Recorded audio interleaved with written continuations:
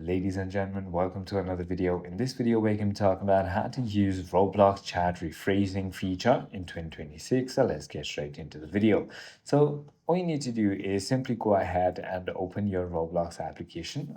So as of March in 2026, Roblox uses an automatic AI-powered chat rephrasing feature that intelligently rephrases rather than hides inappropriate or profane chat messages in real time.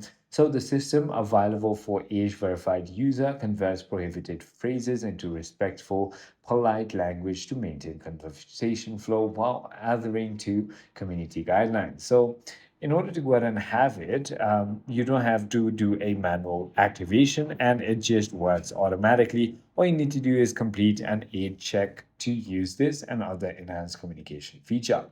Now, in order to go ahead and in order to confirm your age, click on settings and go to account info. This is where you want to go down to the check your age to get more features and simply go ahead and enter continue with ID, enter your ID, and that is about it.